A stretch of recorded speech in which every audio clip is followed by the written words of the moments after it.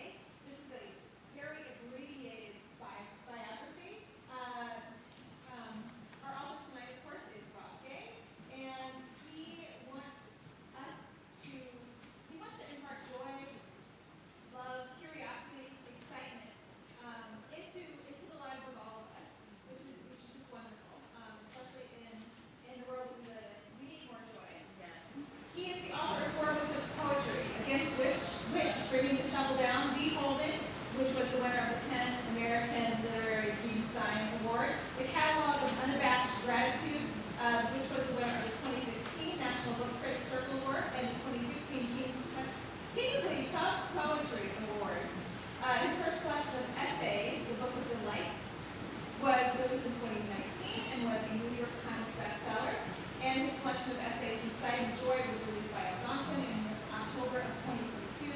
And again, Ross Gay is he's a gardener. He's a proponent of joy and of love and all the things that we need. I also want to introduce my colleague, Erin Donovan, who I'm just especially delighted to. She is a big Ross Gay fan, a big poetry fan, and a writer of poetry herself. Erin Donovan, let's read her bio, Assistant Director of the Virginia Center for the Book, where she supports the Virginia Festival of the Book and Book Arts, and she works with a variety of New Orleans nonprofits. She was MFA rewriting, beginning in Italian. That's just her standard bio, but I just want to say Erin is one of the reasons, one of the huge reasons why Ross is here, and she is, I just cannot thank her enough. These are words on paper, but I just cannot thank her enough, and I'm so excited to see her and Ross Gay in conversation. So,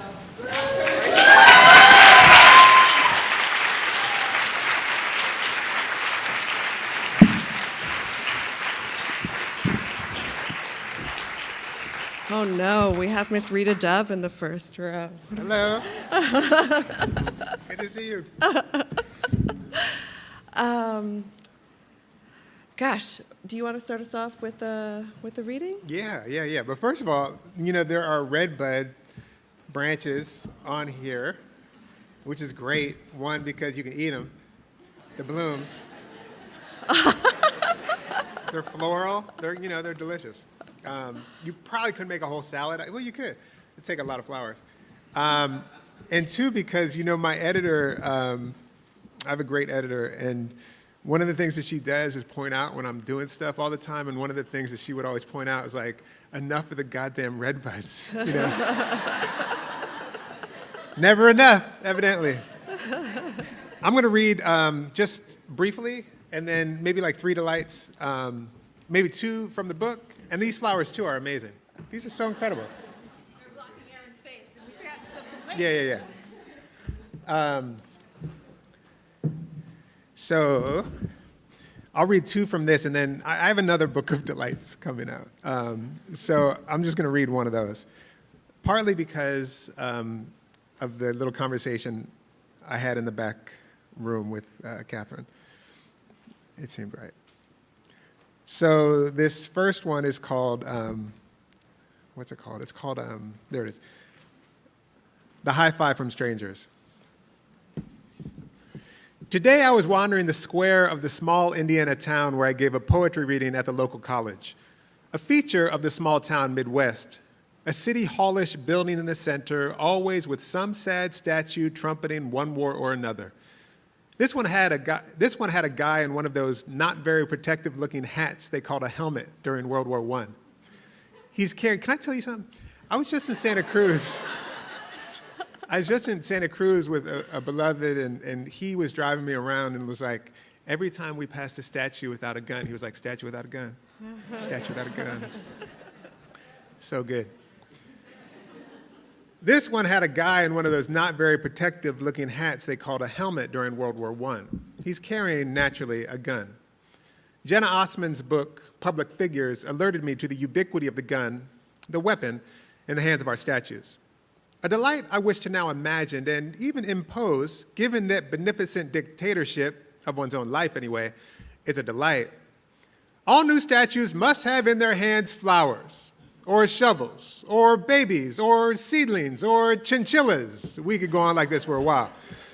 But never again, never ever guns.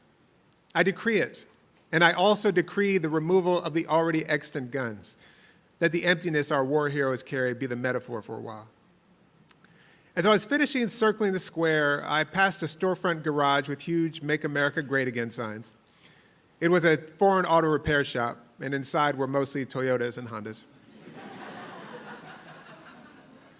I settled into the coffee shop, where it seemed every other black person in this town was, every one of us offering to each other some discreet version of the greeting, and took my notebooks out, and I was reading over these delights, transcribing them into my computer. And while I was working, headphones on, swaying to the new De La Soul record, Delight, which deserves its own entry, I noticed a white girl, she looked 15, but could have been, I suppose, a college student, standing next to me with her hand raised. I looked up, confused, and pulled my headphones back, and she said, like a coach or something, "Working on your paper? Good job to you, high five!" And you better believe I high-fived that child in her pre-ripped Def Leppard shirt and her itty-bitty Doc Martens. For I delight in unequivocally pleasant public physical interactions with strangers. What constitutes pleasant, it's no secret, is informed by my large-ish male and cisgender body, a body that is also large-ish male, cisgender, and not white. In other words, the pleasant, the delightful are not universal. We should all understand this by now. A few months ago, walking down the street in Umbertide in Italy, a trash truck pulled up beside me and the guy in the passenger seat yelled something I didn't understand. I said, "Como?" the Spanish word for come again, which is a ridiculous thing to say because even if he had come again, I would not have understood him. He knew this, and hopping out of the truck to dump in a couple cans, he flexed his muscles, pointed at me, and then smacked my biceps hard. Twice. I loved him. Or when a waitress puts her hand on my shoulder, forget if she calls me honey, baby even better. Or someone scooting by puts their hand on my back, the handshake, the hug, I love them both. Once I was getting on a plane and shuffling down the aisle, I saw, sitting at the front of coach, reading a magazine, my great Uncle Earl. I got down on my knees and I put my hand on his forearm and I said, "Uncle Earl, it's me, Ross." He looked at me kind of quizzically, as did the woman traveling with him who did not look one bit like my Aunt Sylvia, which made me look back at my not Uncle Earl, who looked maybe like my Uncle Earl's second cousin about 20 years ago. And though it was benign and no one was hurt, it was a little weird. And they looked confused. All the same, given his Uncle Earl died about 6 months later, I'm delighted I got to see him and touch him gently, lovingly, about 1,000 miles away.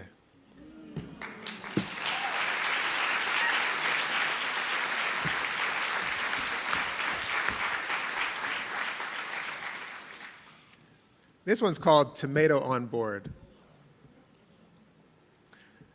I have this long essay, not long, I have an essay in that Joy book, and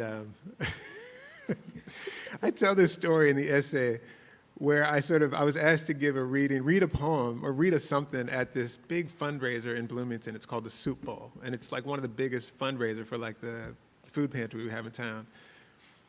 And I got it in my head. I had this little essay, and it was all about my dad, really. It was about my dad, how he could I was sort of saying he was like a maker of metaphors in a way, because when we were little, he told us that the button on the car that made the windshield wiper come out, fluid come out, if we pushed it, it would turn to a flower. And a bee would come and sting us, so don't do it. So the whole essay is really about that, but for some reason, in getting there, I say fuck Steve Jobs like 20 times. And at the end of this little digression, which you're in the middle of right now, a digression, I lean over to my partner and I'm like, after the reading, which was, they hated it, I got back to the table and I'm walking through these people and they're just like giving me, and it's the biggest reading I ever gave. There's a lot of people. And I get back to the table and I'm like, oh, maybe I should have read the one about the tomato on the airplane. That's what I'm reading to you right now, just so it works out. What you don't know until you carry a tomato seedling through the airport and onto a plane is that carrying a tomato seedling through the airport and onto a plane will make people smile at you almost like you're carrying a baby, a quiet baby. I did not know this until today, carrying my little tomato, about 3 or 4 inches high in its 4-inch plastic starter pot, which my friend Michael gave to me, smirking about how I was going to get it home. Something about this at first felt naughty. Not comparing a tomato to a baby, but carrying the tomato onto the plane. And so I slid the thing into my bag while going through security, which made them pull the bag for inspection. When the security guy saw it was a tomato, he smiled and said, I don't know how to check that. Have a nice day. But I quickly realized that one of its stems, which I almost wrote as arms, was broken from the jostling, and it only had 4 of them, so I decided I'd better just carry it out in the open. And the shower of love began. It was a shower of love I also felt while carrying a bouquet of lilies through the streets of Rome last summer. People, maybe women especially, maybe women my age-ish and older especially, smiling with approval. A woman in a house dress beating out a rug on a balcony shouted, "Bravo!" An older couple holding hands both smiled at me and pulled into each other, knitting their fingers together. My showerers might have been disappointed to know I was not giving the lilies to a sweetheart, but to my friends Damiano and Moira, who had translated a couple of my poems into Italian and were so kind as to let me stay at their place a few nights while I was passing through. On the way to the vegetarian restaurant Damiano's ex-wife owns with her partner, we walked by what I'm pretty sure he said was the biggest redbud tree in the world. It stretched for yards, lounging periodically onto the mossy earth. Its beautiful black bark glistened by the streetlights. Though translation is an act of love, so my showerers needn't be disappointed at all. Before boarding the final leg of my flight, one of the workers said, "Nice tomato," which I don't think was a come-on. And the flight attendant asked about the tomato at least 5 times, not an exaggeration, every time calling it my tomato. "Where's my tomato? How's my tomato? You didn't lose my tomato, did you?" She even directed me to an open seat in the exit row. "Why don't you guys go sit there and stretch out?" I gathered my things and set the little guy in the window seat so she could look out. When I got my water, I poured some into the little guy's soil. When we got bumpy, I put my hand on the little guy's container, careful not to snap another arm off. And when we landed and the pilot put the brakes on hard, my arm reflexively went across the seat, holding the little guy in place, the way my dad's arm would when he had to brake hard in that car without seatbelts to speak of, and one of my very favorite gestures in the Encyclopedia of Human Gestures.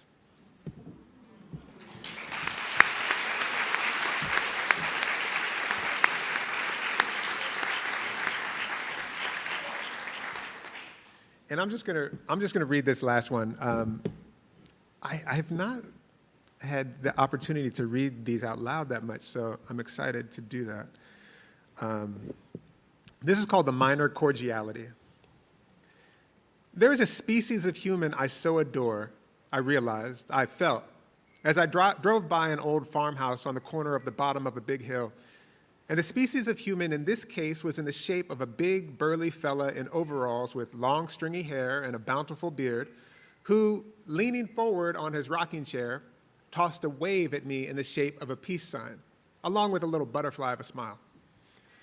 It might be this minor cordiality, waving from the porch at, I'm presuming, whomever goes by. I'm telling you, the ease and skill with which he dispatched his wares made me feel like it was his vocation, his calling. So warms my heart today, in part because just a few days ago, not 100 yards away on this very road, heading to the same place, I passed someone who seemed like a volunteer fireman. Pickup truck with the magnet light on top flashing meant I would learn to dissuade anyone from continuing, though since he was parked on the side of the road, I thought it meant caution, not stop.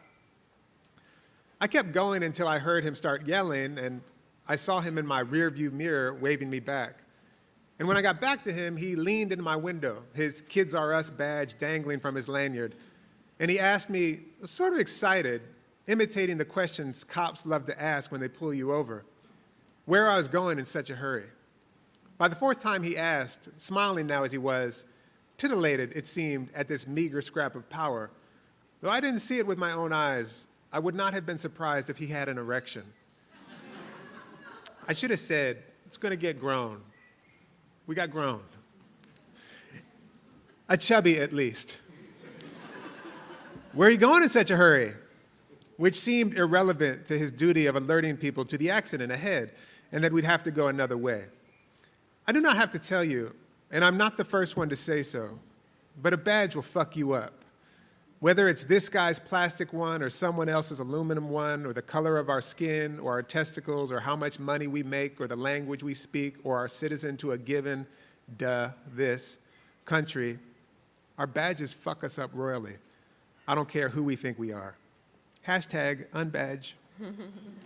Anyhow, after I grumbled, I'm going to the supermarket, and I was more reticent to that. I'm going to the supermarket.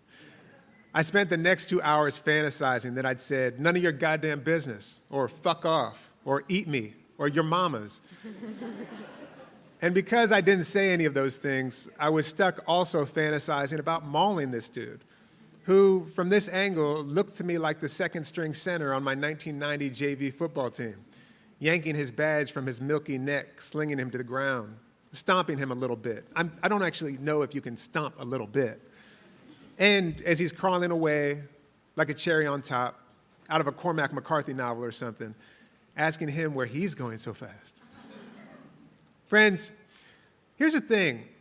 I've spent a good while, not inordinate, but far more than the allotted 30 minutes in which I tried to corral these thoughts. First draft, yes. Trying to get my head around this not quite blow-offable rage. So fully formed, so embodied, that it seems to come from the long memory. Epigenetics seems, again, the right word, of badged motherfuckers telling my folks where they can be and where they can't, what they can do and what they can't. This neighborhood, this pool, this sidewalk, this restaurant, this water fountain, this college, this church, this movie theater, this basketball court, this job, this stage, this panel, this hospital, this relationship, this land, this life. All of which seems useful rage to contemplate, critical rage I've heard it called, though needful rage I might say too, particularly as it helps us imagine abolishing the conditions by which the rage came to pass, rather than taking ownership of the conditions and inflicting them on someone else. Particularly if the rage does not become the ground of our gathering and our imagining and our dreaming, as it has threatened to do here. If the rage is not its own objective, by which I mean if the rage is a bridge to love. There is a reason an alternative title for this book is the Book of Despites. In addition to the porch wavers and their ilk, the hat tippers, the head nodders, the thumbs uppers and fist pumpers, are whoever makes it their business, often, but by no means only, People working in diners, post offices, laundromats, cafes, supermarkets, bookstores, bakeries, train stations, etc., to call us baby, or babe, or honey, or love. There are angels in this world who call people they don't know love. Some of them, and this makes my heart a hot air balloon, a zeppelin, a flock of giraffes, a gaggle of manatees, 1,000 bright kites cackling in the sky, are like 20 years old. Sugar sometimes too, people say. Along with pal or cousin or brother or young blood, or here in Indiana, and this I had to check wasn't fighting words, for I'm really not from here, bub. Bub means pal. It means friend. Or what's good, which might be one of the subtitles of this Book of Despites. And who, in the busy cafe or bakery or Vietnamese joint or pizzeria or library, seeing you seen there's no more seats, invites you to sit at their table simply by pointing or moving their stuff or pushing the chair out with their foot, and probably smiling. Who smiles at you? And who lets you merge when you're driving? And who holds the door at the elevator? Who asks, could you use this? And who stays put when they see you're not well? And who drops off homemade bread, injera, a pie, or cookies? Who drops off serviceberry jam or fig jam or hot sauce? And who drops off soup? And who drops off a book or some seeds? And who stops when you blow a tire or the radiator's shot? And who gives directions when you ask? And who walks you there?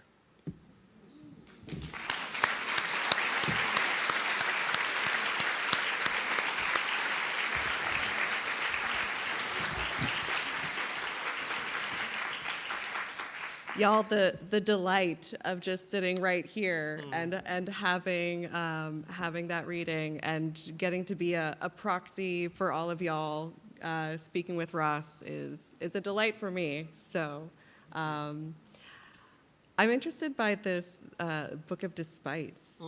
I think there's in Inciting Joy, there are a couple passages where you talk about the idea that joy and grief or joy and sorrow aren't separate. And there are definitely kernels of that we can see even in the Book of Delights. Yeah. One that really resonated with me was the drinking kombucha from a mid-century glass, which is just such a clear, distinct sensory experience, and yet it's also calling forth the current political moment, economic hardship, your own family history, and that's all kind of coexisting and informing this one moment. So there's a delight, but it is imbued with a great deal else. So I was wondering if you could say a little bit about the complicated relationship of joy and delight and grief and, Yeah, totally. all of it. Totally. I mean, one of the things, so that this book,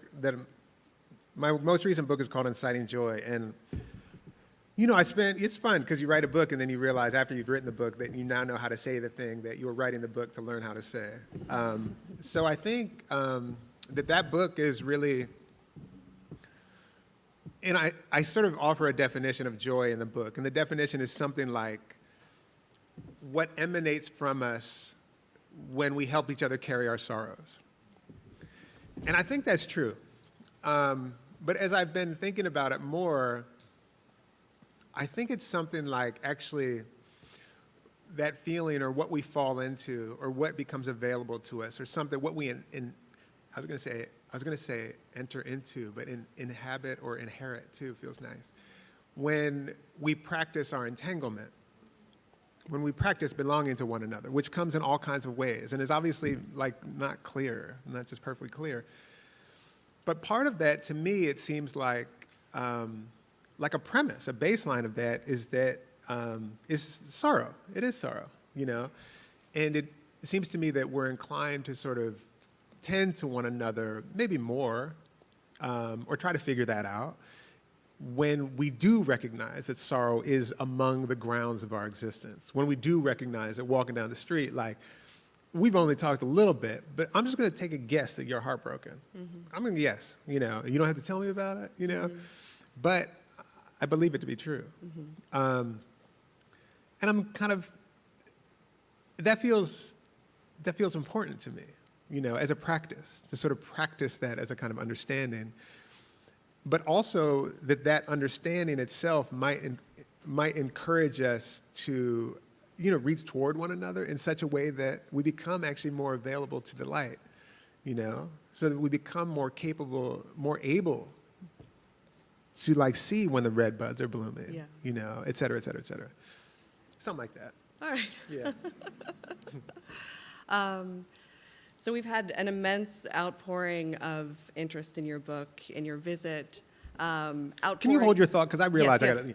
And it also, like, no, yeah.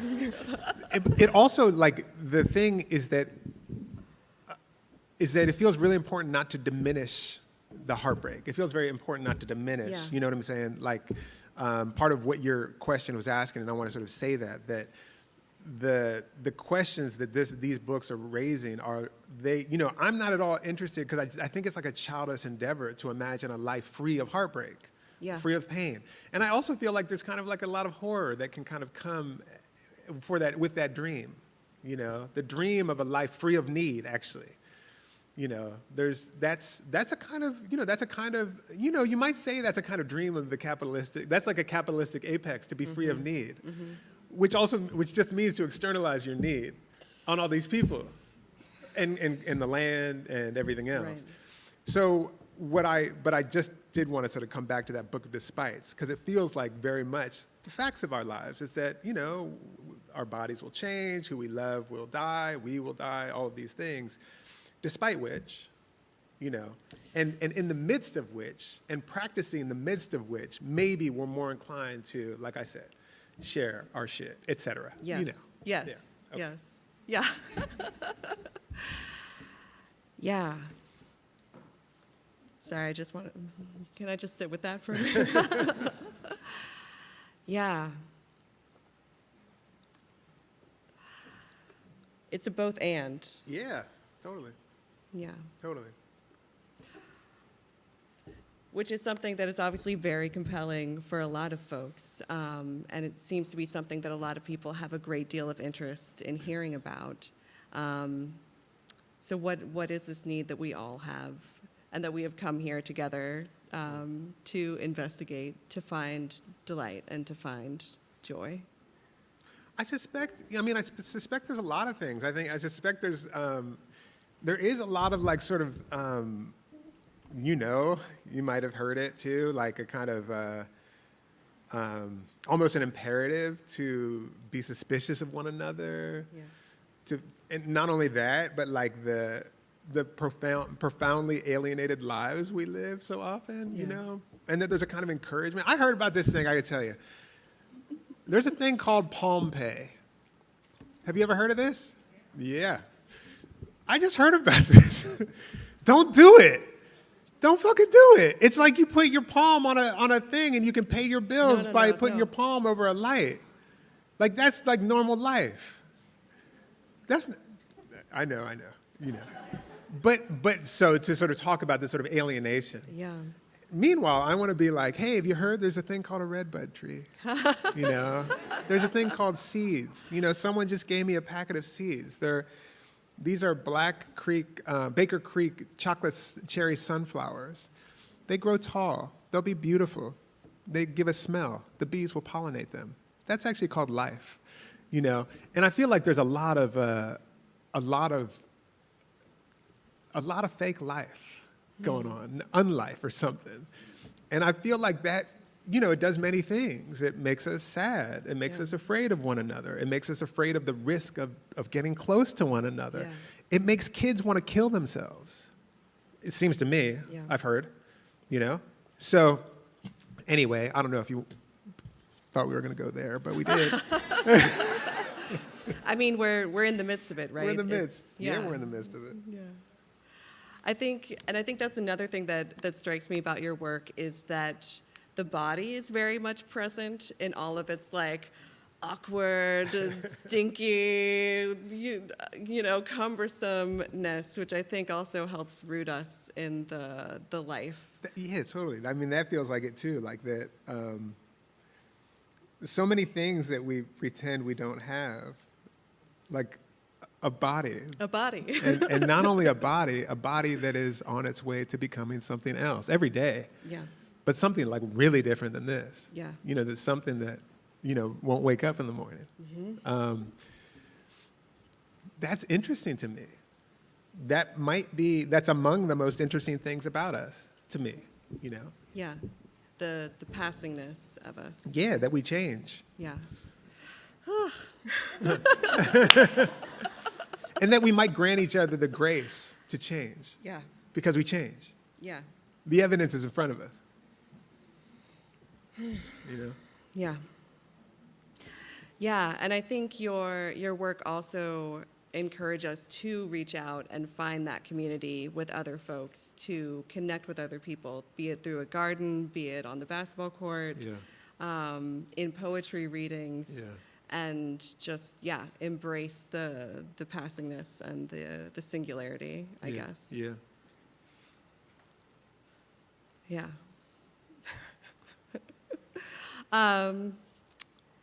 I'm wondering too about these very large abstract nouns that you bring to us of gratitude and joy and delight.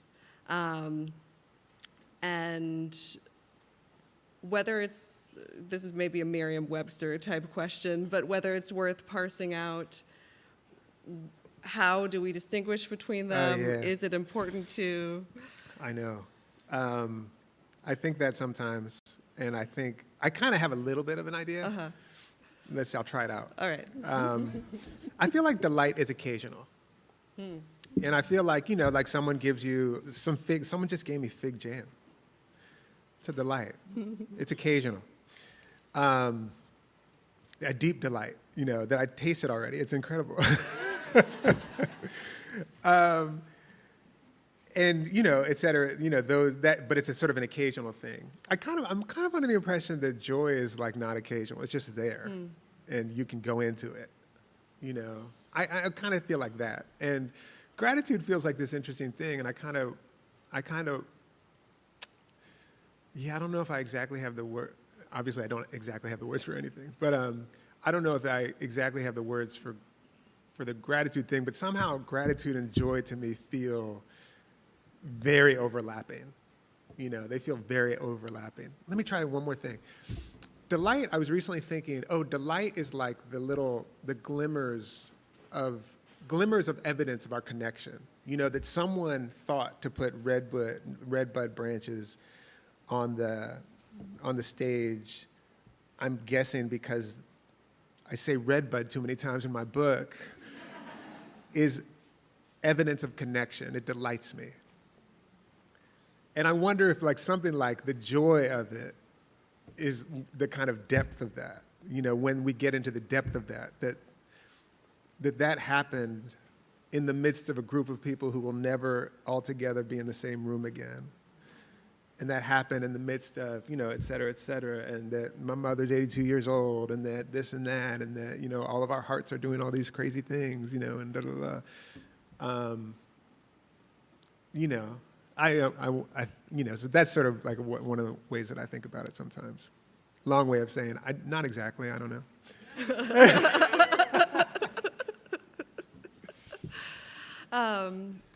And so the catalog of unabashed gratitudes, we have these expansive poems.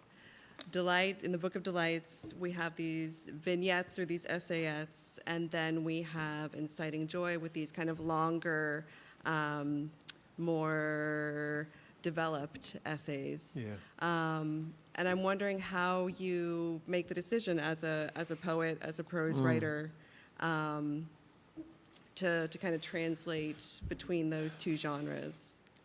For now, this is what I think. I think I move toward poems when the thing that I do not know is more unknown than when I'm going with essays. Mm-hmm. And I'm not positive that that's right, but there is something about like a depth of mystery that poems want to contain or want me to reach toward that depth with them. And I wonder if it's because I say this a lot, and sometimes, when I say it enough times, I'm like, is that bullshit?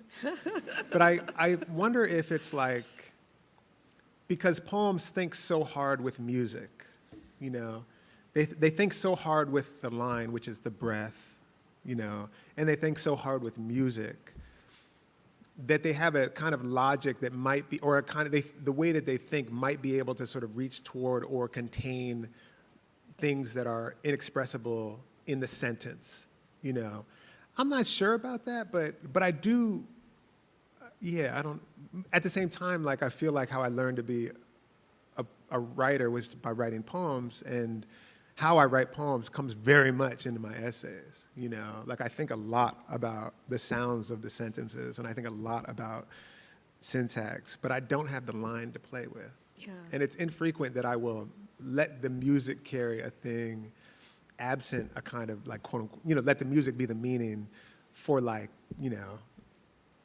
as long as I might in a poem. Yeah. I guess I think it feels to me like there is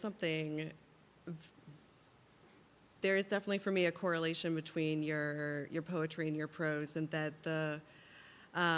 your prose, there are all these addendums, asides. You can really feel kind of the mind working, and an invitation to the reader to kind of work through a thought with you, which for me feels very much like poetry. Like, we're moving towards something, I'm being pulled, I'm being asked to reconsider something, and now suddenly here I am, I don't know, finding myself somewhere unexpected. Yeah, totally. And the lists. I mean, there's so many lists. I read that audiobook, whatever, like 8 months ago, and I came out of it like, golly, I have a lot of lists. Which is like you mentioned Whitman earlier, and I mentioned Gerald Stern, and it's like lists, that's like that's a poemy thing, Yeah. Not only poemy, but. Yeah, here are the many things that I am considering. Yeah. They are related. Yeah. Let's see. Yeah. Yeah. I'm always curious about what other writers' writing practices are like. Do you have any particular rituals or habits that you get into to, get in that spot? I care about pens and notebooks. I feel like that's maybe the way I do it. Like, I really care about pens and notebooks. Yeah. It's a little bit, I give them a lot of power. I love them. Someone handed me a Le Pen. I was a Le Pen person for a long time, and then I just got onto these other Muji pens, which are great. And then someone had a Le Pen, and I wrote on the Le Pen. I was like, oh my God, I love this pen. This pen's gonna make me brilliant. And the notebook's the same, like, that's the tack or whatever tooth of the paper is like, it's a thing with me, I love it. I'm trying to find it. At the same time, like, I'm happy to write a poem on an envelope, but I do spend a lot of time, like, feeling the notebooks in the paper store.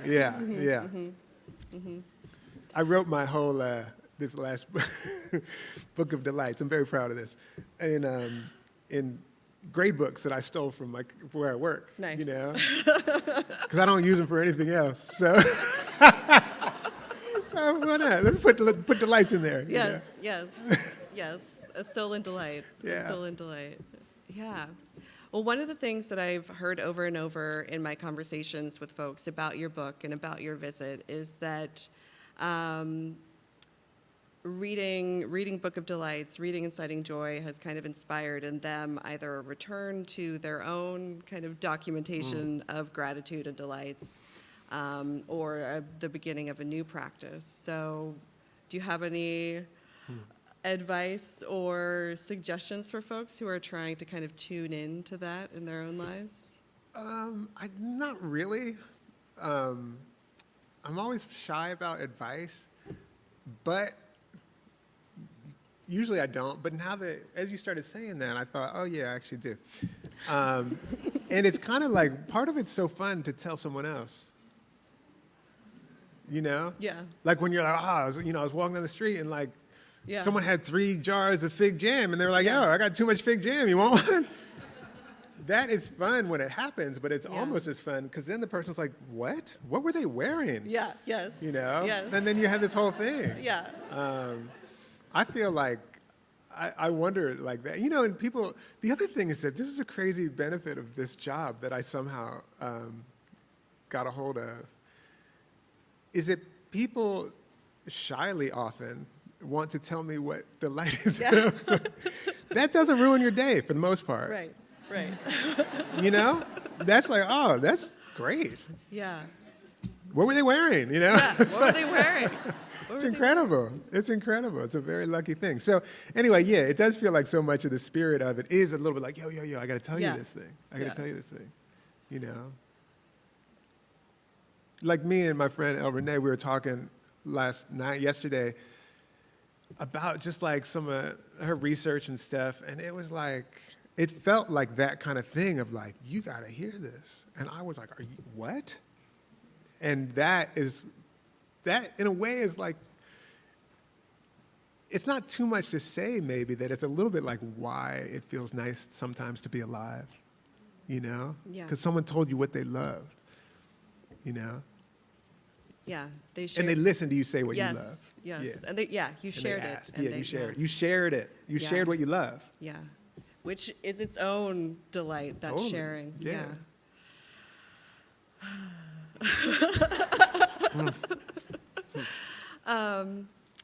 We are going to open this out for questions from the audience shortly. I'm sure that we have a lot of folks who might not even have questions, but their own delights to share.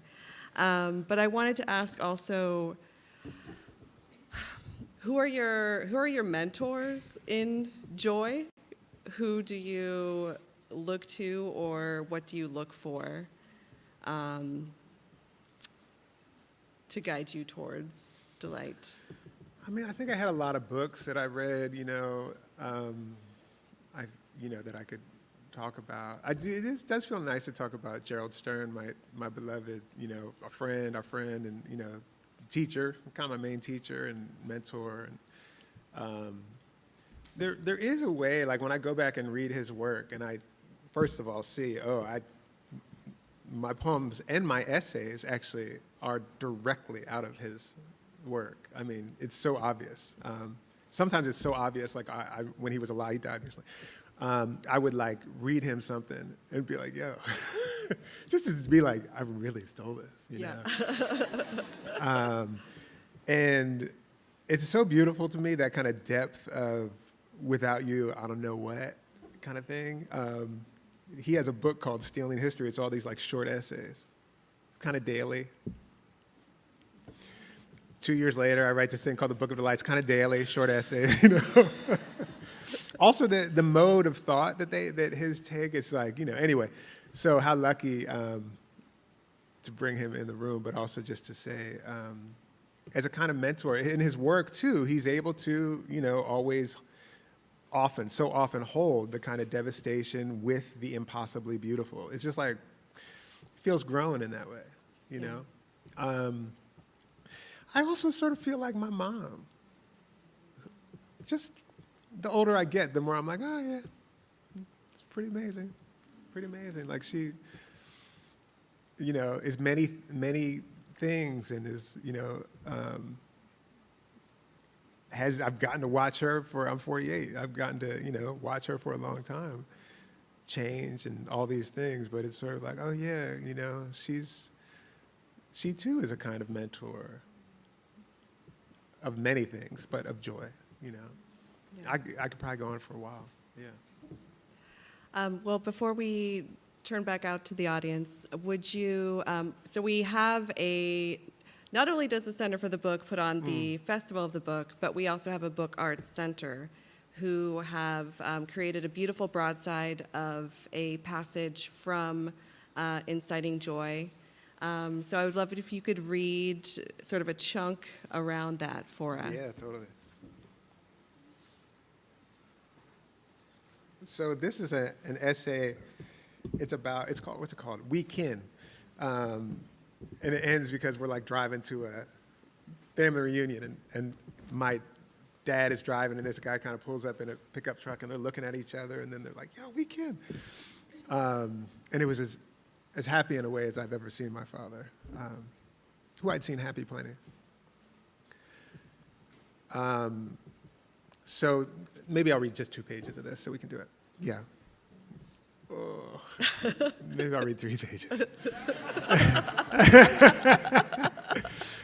So I'm sort of talking about the incredibleness of a seed, that seeds inside of seeds carry like all of this information, all of this nourishment, all of this bounty, all of this gathering inside of them.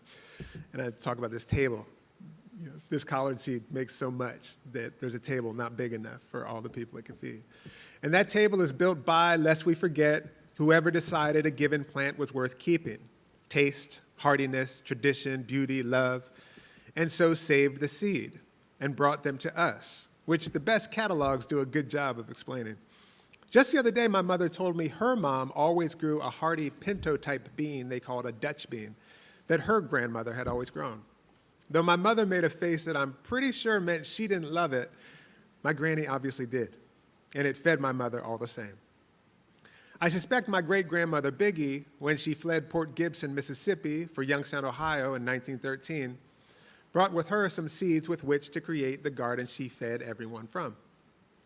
People saved these seeds because they loved these seeds, and they thought we might love them too, despite, and it's crucial we remember this, those people sometimes having just barely survived a drought or a famine or being rounded up on a forced march or put into the hold of a ship to hell. Whoever saved the seed loved us before they knew us, and some of them loved us as their world was ending. Our gardens archived that love. All of which is why I bristle at the idea of gardening as an act of self-sufficiency or independence. I get the premise. For instance, gardening makes us less reliant on an industrial food system that is brutal in 1,000 ways. Growing what you can't buy is awesome. Knowing where your food comes from and how it's grown is lovely. Sticking it to Walmart is fun, etc. But a garden, a healthy garden anyway, footnote. Okay, I keep saying this, healthy garden. I know. By a healthy garden, I mean a garden that, rather than being managed like a war zone, poisoned with herbicides and insecticides with an eye to murder whoever and whatever might trespass, is an entangled system of truly countless mutual contributors and beneficiaries, of which the gardener is but one. But a garden, a healthy garden anyway, shows us no matter how hard you try, no matter how much you earn or stash or hoard or bunker up, no matter even your fleet of spaceships, you will never be self-sufficient or independent, because nothing living is. Neither sycamore list, neither sycamore, nor kelp, nor bacteria, nor bald eagle, nor coral, nor dandelion, nor orca, nor mosquito, nor leopard, nor chestnut, nor squash vine borer, nor deer tick, nor billionaire, nor leech, nor cobra, nor algae, nor morel, nor kudzu, nor tree frog, nor ficus, nor moose, nor multiflora rose, nor orangutan, nor palm tree, nor mason bee, nor you, nor me. In fact, in addition to the fact that we all die, the most salient or unifying feature of we, the living, is that we cannot survive without help. Even the most prepped and rugged survivalist, though perhaps in his mind prepared to go it free of human help, aside from his rifle and his shoes and often his Sherpa and probably a few other things made of or by poorly paid people, will not make it very far without the fish and deer and berries and wild greens and firewood and everything that made these possible. As the writers and ecological stewards Vandana Shiva and Robin Wall Kimmerer teach us, to be among the living, to be life, means to be in dependence, always and forever, whether you like it or not. It means whether you like it or not, you are the beneficiary of a largesse so large and so deep, you will never in one lifetime get to the bottom of it. Like it or not, you will never pay it back or settle it up, even if you devote your every waking second to the task. Though it's true, we sometimes really like it not. We hate it and try our doofy damnedest to get out of it. For instance, as we speak, there is a project to genetically modify plants so that they might more efficiently photosynthesize. Because, the New Yorker reports, photosynthesis is an inefficient process. I kid you not. You couldn't make it up. They're going to make photosynthesis better. As I recall, the article didn't interview the plants or the sun or any of the intermediaries who have been for a little while involved and might have a reasonable thing or two to say on the subject. Footnote. As usual, they pretend to be doing it out of the goodness of their pure hearts, lying that the Africans and Yemenis and Indians and Haitians are or will be starving to death because of the really inefficient plants and stuff, which will become even more inefficient as it gets hotter. The lie suggests the seeds, not to mention the people, not to mention the land, are hapless and failures and need help from the same wealthy people who are making it hotter. If there's an innovation to be noted, it's how these people, these first-rate looters, will make a market out of anyone. It used to be a little more obvious. They'd take you in chains across the sea, or kick you off your land, or cut off your hands if you didn't work fast enough. Now they pretend the earth they're destroying and doing everything in their power to keep destroying is broken, inefficient, and that they have the technology to fix it, which they will sell to the ones for whom the earth has been most destroyed. And just a crazy guess here, it won't fix it. In fact, another crazy guess, it will make everything worse.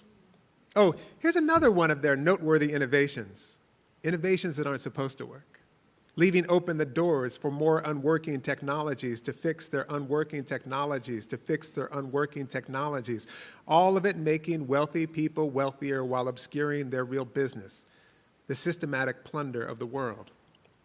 End of footnote. And though I'm sure some of the parties involved are decent people, I can't help but think, you stupid motherfuckers. Let me just do one more paragraph so we can end on like a nice feeling. Under the cover of progress, the guise even of care, we would sometimes do anything. Blast reflective particles into the atmosphere to cool the earth, build a better bee, genetically modified seed rather than preserving all the seed we've been given, put duct tape on photo-goddamn synthesis, to refuse the perfect generosity of the earth, to refuse independence. Independence. It sometimes seems to me we will do anything not to have to say, but by your kindness. But as is becoming more evident by the day, when we refuse to celebrate the earth's kindness, we prepare the ground for the earth to refuse kindness to us. But instead, by celebrating that kindness, which we do in part by sharing what that kindness has given us, and by all the practices of sharing we can dream up in celebration of what that kindness has given us, what we, common beneficiaries of that kindness, has been given, which is, isn't it, everything? I'll pause there.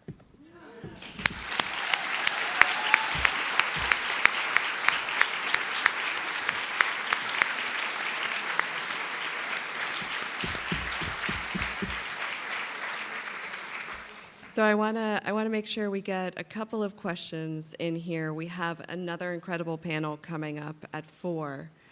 So unfortunately, we can't go as long as I'm sure we would all want to. I think we have a mic out there. All right. Okay. And I see a question over here in the second row. And there too. Yeah.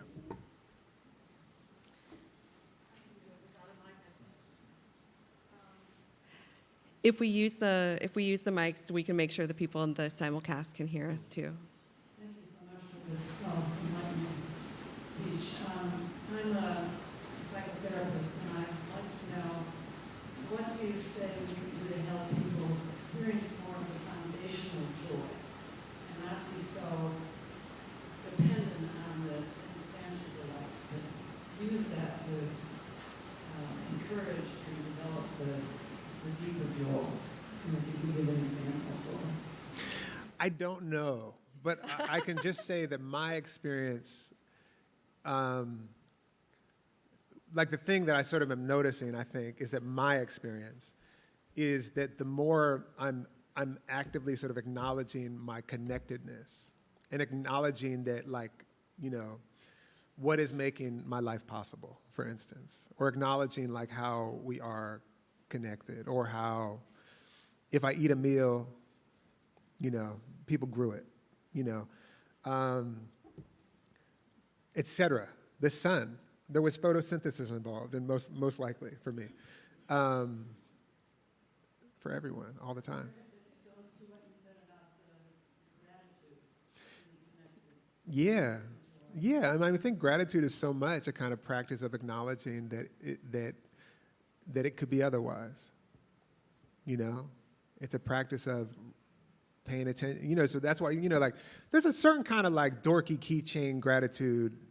Go get it. You know, that is a little bit like, you know, I don't want to talk shit. Yes, I do. That's kind of like be grateful. You know, like. You know, it's like for your car, for your big car, you know, like grateful for your big car, you know, and whatever. I'm not talking about that at all, you know. What I'm talking about is like being, you know, that there are people who have made your life possible. And there are people at this moment. There are millions, zillions. It's incomprehensible how many things just residing in our guts, for instance, making our lives possible. If it changes, it's like, boom, we're gone. And that feels like a practice of sort of attempting to, for me, recognize that. Not to mention then, like, just like trying to be aware of the connectedness, you know, in my community or in my neighborhood, or, you know, like just those sorts of things. A lot of times I say, and I don't know that this is exactly right, like go, like when people, I'm just like, I like to go into town. That makes me feel good, to go to town, you know. And by that, I think I mean I like to go witness my connection. I like to go say hi. But, you know, going to the woods is like going to town, too, if you realize that the trees are also looking after you, you know, et cetera, et cetera. Thank you, yeah.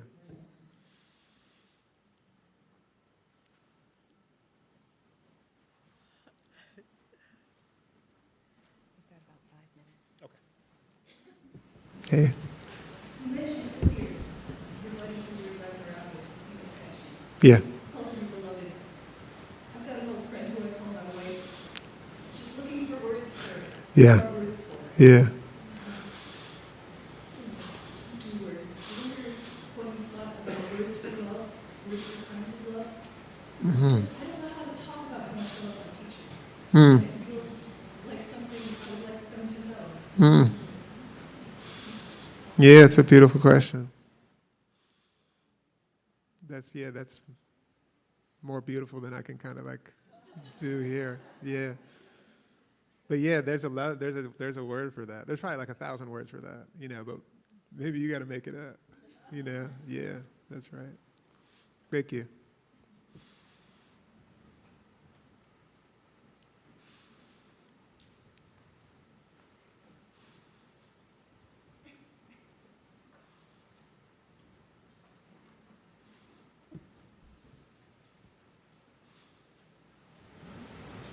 I just wanted to say thank you because I don't always realize how short I am. It's like, do you want me to raise my hand for you? Do you all know each other? Delight.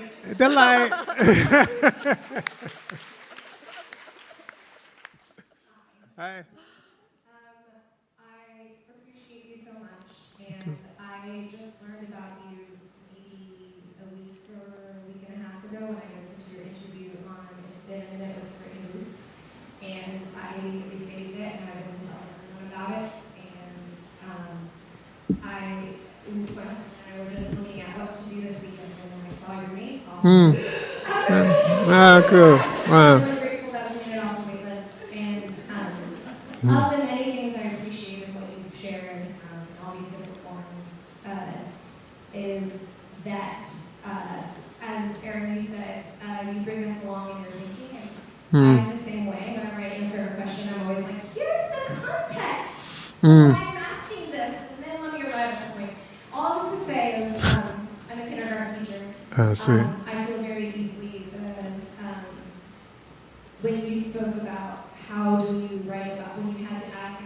question from a white woman about how can you write about joy in a time like this. I felt it very deeply about it's always a time like this. Yeah, yeah. And, that's why we need to write about joy and Yeah. contemplate joy. What I hear from a lot of what you're saying is about openness and compassion and vulnerability and connectedness. But I also think, as people of color and people of marginalized identities, there are also things to detangle from, and things to set boundaries around as well. In addition to the things to be open to and not soft to, I think there's also room to say no. And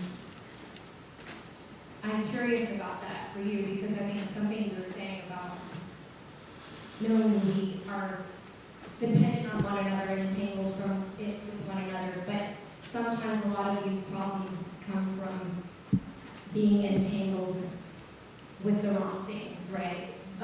Being entangled with profit, or being entangled with power, or the badges that you're talking about. So I know this, I don't mean to be a downer, but I also know you'll understand that I can stand in hand. Yeah, yeah. How do you balance that openness and softness with also saying no? Yeah, great question. That's a great thing. Me and my buddy Pat were just talking the other day about like maybe the difference between connection. Connection feels so nice because you can be like, if you want to stop being connected, you're like, okay, that's over. But entanglement maybe suggests it will never be over. Even if you like say no, in some way you do not escape your entanglement. I mean, we just know this. We're just fundamentally entangled, And so, I mean, I don't know quite how to answer your question. I don't know how to answer your question, but I do feel, it feels like just a really relevant, like sort of difficult thing to contend with. And also like a thing to balance, to hold both at the same time, because one of the things is that like our refusal to acknowledge our entanglement is a brutality. And then the attempt to disentangle can be a brutality because you can't be disentangled. I think, I'm thinking this. You can't be disentangled. So what we do in order to pretend that we can be disentangled can be horrible. And so it's just a conundrum, it's a conundrum. And maybe the loveliness of it, the difficult love of it is that there's no way out.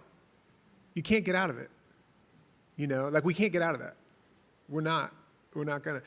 As far as like a sort of like, when you're talking about like say capitalism or something like that, like, we're in the midst of, we're in all of these systems, we're implicated.